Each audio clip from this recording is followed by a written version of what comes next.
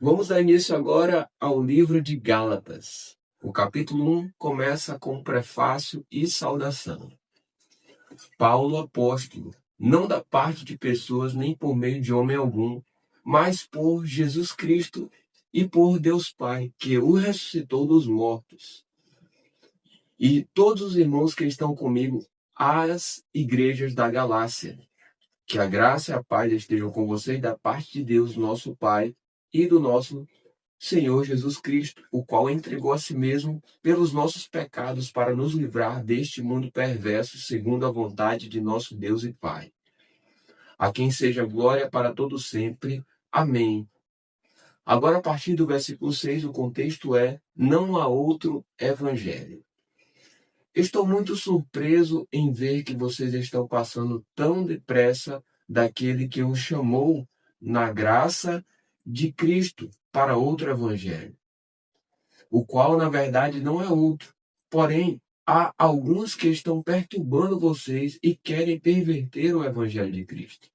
Mas, ainda que nós, ou mesmo um anjo vindo do céu, pregue a vocês um evangelho diferente daquele que temos pregado, que esse seja anátema.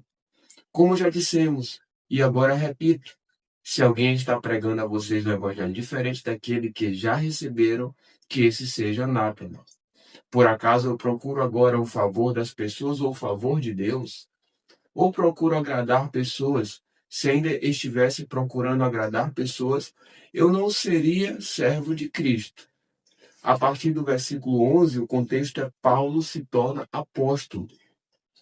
Mas informo a vocês, irmãos, que o evangelho por mim anunciado não é mensagem humana, porque eu não o recebi de ser humano algum, nem me foi ensinado, mas eu o recebi mediante revelação de Jesus Cristo, porque vocês ouviram qual foi no passado o meu modo de agir no judaísmo, como de forma violenta eu perseguia a igreja de Deus e procurava destruí-la. E na minha nação, quanto ao judaísmo, levava vantagem sobre muitos da minha idade, sendo extremamente zeloso das tradições dos meus pais. Mas quando Deus, que me separou antes de eu nascer e me chamou pela sua graça, achou por bem revelar seu Filho em mim para que eu o pregasse entre os gentios, não fui imediatamente consultar outras pessoas, nem fui a Jerusalém para me encontrar com os que já eram apóstolos antes de mim, mas fui para as regiões da Arábia e voltei outra vez para Damasco. Passados 3 anos fui a Jerusalém para me encontrar com Cefas e fiquei 15 anos com ele. Eu não vi outro dos apóstolos a não ser Tiago, o irmão do Senhor. Ora, a respeito do que estou escrevendo a vocês, afirmo diante de Deus que não estou mentindo. Depois, fui para as regiões da Síria e da Cilícia, e eu não era conhecido pessoalmente pelas igrejas da Judéia que estão em Cristo. Ouvi-eu somente dizer: aquele que antes nos perseguia, agora prega a fé que no passado procurava destruir. E glorificavam a Deus a meu respeito. Chegamos ao capítulo 2 de Gálatas e o contexto dele começa com o apóstolo aos judeus e aos gentios. 14 anos depois, fui outra vez a Jerusalém com Barnabé, levando também Tito. Fui em obediência a uma revelação e lhes apresentei o evangelho que prego entre os gentios, mas fiz isso em particular aos que pareciam de maior influência, para não correr ou não ter corrido em vão. Mas nem mesmo Tito, que estava comigo sendo grego, foi obrigado a submeter-se à circuncisão. Isto surgiu por causa dos falsos irmãos que se haviam infiltrado para espreitar a liberdade que temos em Jesus Cristo e nos reduzir à escravidão. A esses não nos submetemos por um instante sequer, para que a verdade do Evangelho permanecesse entre vocês. E quanto àqueles que pareciam ser alguma coisa, o que eles foram no passado não me interessa. Deus não aceita a aparência do homem. Esses digo que pareciam ser de maior influência, nada me acrescentaram. Pelo contrário, quando viram que me havia sido confiado o evangelho da incircuncisão, assim como a Pedro foi confiado o evangelho da circuncisão, Pois aquele que operou eficazmente em Pedro para o apostolado da circuncisão também operou eficazmente em mim para com os gentios. E quando reconheceram a graça que me foi dada, Tiago, Cefas e João, que eram reputados colunas, estenderam a mim e a Barnabé a mão direita da comunhão, a fim de que nós fôssemos para os gentios e eles fossem para a circuncisão. Somente recomendaram que nos lembrássemos dos pobres, o que também me esforcei por fazer. Agora, Paulo repreende Pedro. Versículo 11, a partir dele vai dizer: quando, porém, Cefas veio a Antioquia, resisti-lhes face a face, porque havia se tornado repreensível. De fato, antes de chegarem alguns da parte de Tiago, ele comia com os gentios. Quando, porém, chegaram, começou a afastar-se e, por fim, separou-se, temendo os da circuncisão. E também os demais judeus se fizeram hipócritas, juntamente com ele, a ponto de o próprio Barnabé ter se deixado levar pela hipocrisia deles. Quando, porém, vi que não procediam corretamente segundo a verdade do evangelho, eu disse a Cefas, na presença de todos: se você que é judeu vive como gentil e não como judeu, por que quer obrigar os gentios a viverem como judeus? A partir do versículo 15 vem a justificação pela fé em Jesus Cristo.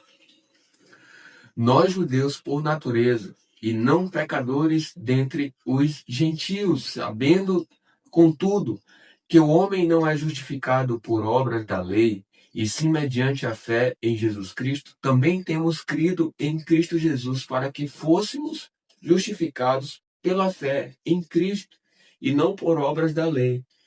Pois por obras da lei ninguém será justificado. Mas se nós, procurando ser justificados em Cristo, fomos também achados pecadores, será que isto significa que Cristo é ministro do pecado? De modo nenhum. Porque se volto a edificar aquilo que destruí, a mim mesmo constituo transgressor. Porque eu, mediante a própria lei, morri para a lei, a fim de viver para Deus. Estou crucificado com Cristo. Logo, já não sou eu quem vive, mas Cristo vive em mim. E esse viver que agora tenho na carne, vivo pela fé no Filho de Deus, que me amou e se entregou por mim. Não anulo a graça de Deus, pois se a justiça é mediante a lei, segue-se que Cristo morreu em vão. Agora, no capítulo 3 de Gálatas, o contexto é Paulo apela para a experiência dos Gálatas. Ó Gálatas insensatos, quem foi que os enfeitiçou? Não foi diante dos olhos de vocês que Jesus Cristo foi exposto como crucificado? Quero apenas saber isto. Vocês receberam o Espírito pelas obras da lei ou pela pregação da fé? Será que vocês são tão insensatos que, tendo começado no Espírito, agora querem se aperfeiçoar na carne? Será que vocês sofreram tantas coisas em vão? Se é que, na verdade, foram em vão. Aquele que lhes concede o Espírito e que opera milagres entre vocês, será que ele o faz pelas obras da lei ou pela pregação da fé? A partir do versículo 6, o contexto é o exemplo de Abraão. É o caso de Abraão, que creu em Deus e isso lhe foi atribuído pela justiça. Saibam, portanto, que os que têm fé é que são filhos de Abraão. Ora, tendo a Escritura previsto que Deus justificaria os gentios pela fé, pré-anunciou o Evangelho a Abraão, dizendo: em você serão abençoados todos os povos. De modo que os que têm fé são abençoados com o crente Abraão. Pois todos os que são das obras da lei estão debaixo da maldição, porque está escrito: maldito todo aquele que não permanece em todas as coisas escritas no livro da lei, para praticá-las. E é evidente que, pela lei, ninguém é justificado diante de Deus, porque o justo viverá pela fé. Ora, a lei não procede de fé, mas aquele que observar os preceitos, por eles viverá. Cristo nos resgatou da maldição da lei, fazendo-se ele próprio maldição em nosso lugar. Porque está escrito: maldito todo aquele que for pendurado em madeiro, para que a bênção de Abraão chegasse aos gentios em Cristo Jesus, a fim de que recebêssemos pela fé o Espírito prometido. A partir do versículo 15 vai falar sobre a lei não pode invalidar a promessa. Irmãos, falo em termos humanos. Ainda que uma aliança seja meramente humana, uma vez ratificada, ninguém a revoga ou lhe acrescenta coisa alguma. Ora, as promessas foram feitas a Abraão e ao seu descendente, que é Cristo. E digo isto: uma aliança já anteriormente confirmada por Deus não pode ser revogada pela lei, que veio 430 anos depois, a ponto de anular a promessa.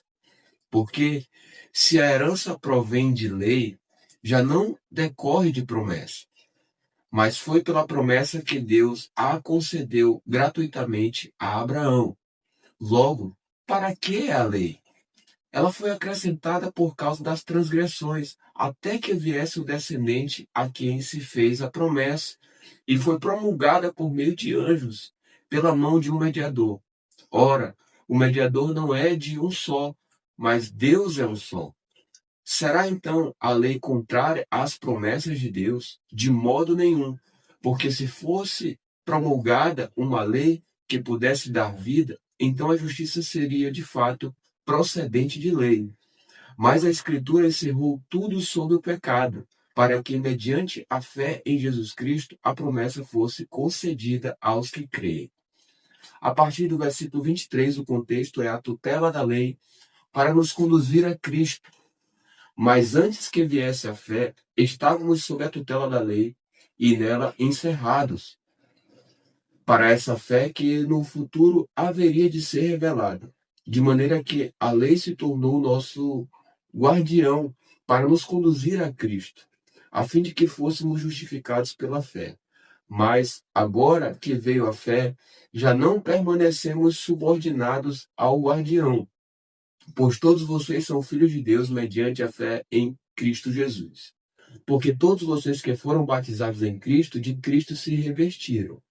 Assim sendo, não pode haver judeu nem grego, nem escravo nem liberto, nem homem nem mulher, porque todos vocês são um em Cristo Jesus. E, se vocês são de Cristo, são também descendentes de Abraão e herdeiros segundo a promessa.